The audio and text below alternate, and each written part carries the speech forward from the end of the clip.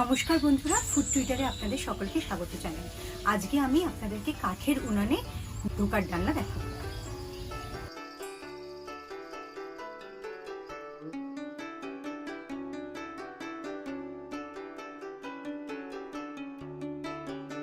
এখানে আমি 300 গ্রাম ছোলার ডাল নিয়েছি আর 200 গ্রাম মটর ডাল নিয়েছি। আর এখানে 3 থেকে 4 ইঞ্চি মতো আদা কুচি করে নিয়েছি। আর এখানে 6-7টা কাঁচা লঙ্কা দিয়ে এই ডালটাকে আমি বেটে নেব। ডালটা আমার বাটা হয়ে গেছে। আমি ওটা কিন্তু 2 ঘন্টা আগে ভিজিয়ে রেখেছিলাম, সেই ডালটাই আমি বেটে নিয়েছি। খুব বেশি মিহি করে বাটবেন না, একটু দানা দানা থাকলে খেতে ভালো লাগে। এখানে আমি এবার ডালটাকে এর মধ্যে টেলে নেব, তার জন্য তেল দিয়ে দিলাম। রিফাইন তেলটা গরম হয়ে গেছে। এখানে আমি 1/2 চামচ মতো কালো জিরে ফোড়নে দিয়ে দিলাম, আর খুব সামান্য 1/4 টিস্পুন মতো হিং এখানে অ্যাড করে দিলাম।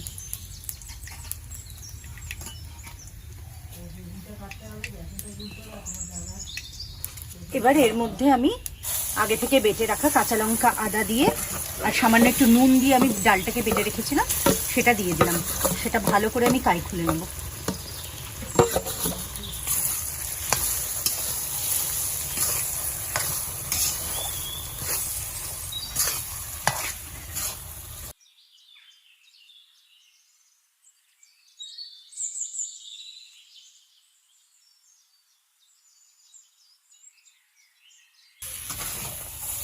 এবার হলুদ আর চিনিটা ভালো করে মিশিয়ে নিয়ে এটাকে কাই খুলে নেব। ততক্ষণ পর্যন্ত এটা নাড়াবো কড়াইতে।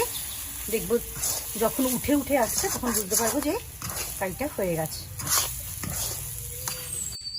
একটা থালার মধ্যে আমি 1 চামচ মতো রিফাইন তেল মাখিয়ে নিচ্ছি। এটার মধ্যে ডালের যে কাইটা বানিয়েছি ওটা এখানে নামিয়ে সমান করে দিয়ে তারপরে পিস পিস করে কাটবো ঠান্ডা হলে। ডালটা কাই খোলা হয়ে গেছে। এবার এই থালাটার মধ্যে এটা নামিয়ে নেব।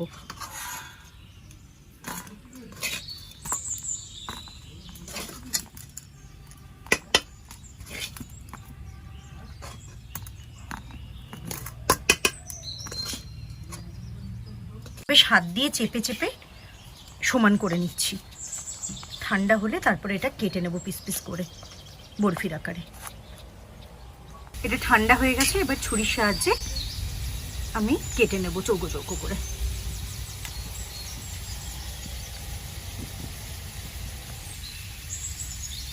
আপনারা চৌকো করেও কাটতে পারেন, আবার বরফির সাথেও কাটতে পারেন।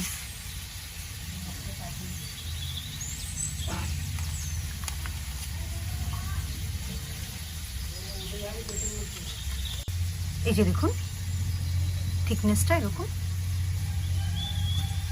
এই যে আমার সবকটা পিস ছাড়ানো হয়ে গেছে। 500 গ্রাম ডালে এতগুলো ধোকা হয়েছে। তেলটা গরম হয়ে গেছে। এর মধ্যে আমি আলুগুলো দিয়ে দিচ্ছি। ভালো করে আলুগুলো লাল লাল করে ভেজে নিই।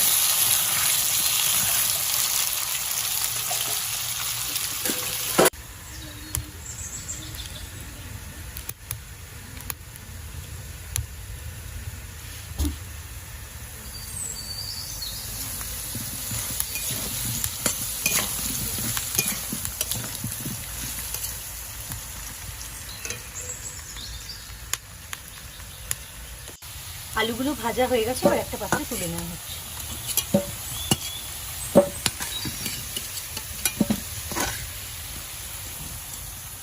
আলু ভাজার তেলটাতে এবার ধোকাগুলো একে একে লাল লাল করে ভেজে দিই।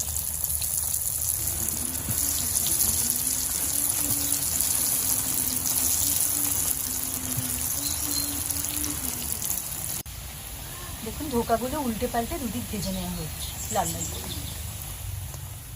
ধোকাগুলো লাল লাল করে ভাজা হয়ে গেছে। এবার একটা পাত্রে তুলে নিচ্ছি।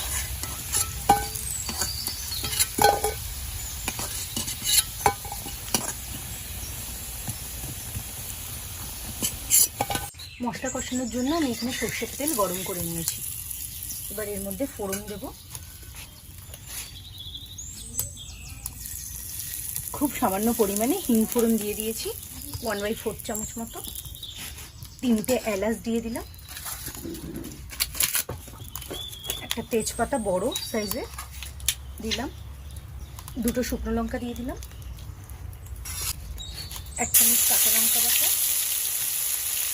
আরও 1 চামচ কাঁচা লঙ্কা বাটা দিলাম, 2 চামচ আদা বাটা আর 3 চামচ মতো জিরে আর ধনে বাটা দিয়ে দিচ্ছি।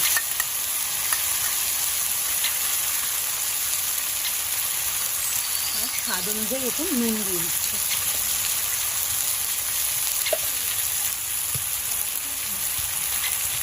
আর 1/2 চা চামচ মতো হলুদ দিয়ে দিলাম। মশলাটা খুব ভালো করে কষিয়ে নেব। আর এর মধ্যে 2টো টমেটো দিয়ে দিলাম, কুচি করে রেখেছিলাম। আর একটু সামান্য একটু জল দিয়ে তাকে খুব ভালো করে কষিয়ে নেব।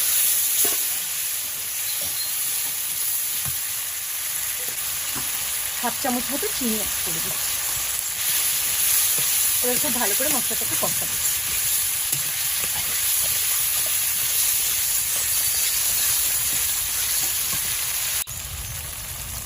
এখানে 1 চামচ কাশ্মীরি লঙ্কার গুঁড়ো দিয়ে দিলাম, এতে ঝাল হবে না, শুধু কালারের জন্য।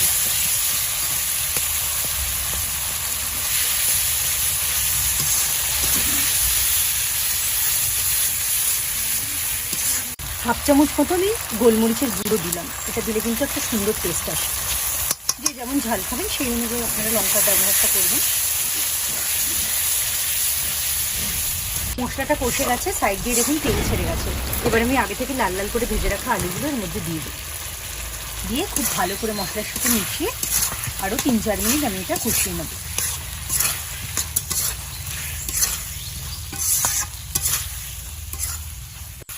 আলুর সাথে মশলাটা খুব ভালো করে কষে গেছে। এবার এর মধ্যে আমি গরম জল দিয়ে দিচ্ছি। অবশ্যই এখানে কিন্তু গরম জল ব্যবহার করবেন, নাহলে কিন্তু রান্নার টেস্টটা নষ্ট হয়ে যায়।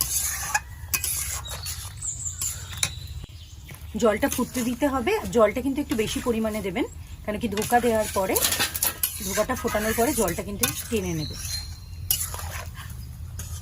ঝোলটা ফুটে গেছে, এর মধ্যে এবার ভেজে রাখা ধোকাগুলো দিয়ে দেওয়া হচ্ছে। ধোকা দিয়ে খুব বেশিক্ষণ ফোটাবেন না, হালকা নাড়াচাড়া করে একটু ফুটিয়েই নামিয়ে নিতে হবে। 4-5 মিনিট ধোকাটা দেওয়ার পরে আমি ফুটিয়ে নিয়েছি। এবার এতে 2 চামচ মতো উপর থেকে ঘি ছড়িয়ে দিলাম, আর উপর থেকে 1 চামচ মতো গরম মশলার গুঁড়ো এখানে মিশিয়ে দিচ্ছি। গন্ধটা খুব ভালো আসবে। ধোকার ডালনা কিন্তু রেডি হয়ে গেছে। এবার একটা পাত্রে আমি এটা নিয়ে নেব। ডালনা রেডি, এবার নামিয়ে নেওয়া হচ্ছে একটা পাত্রে।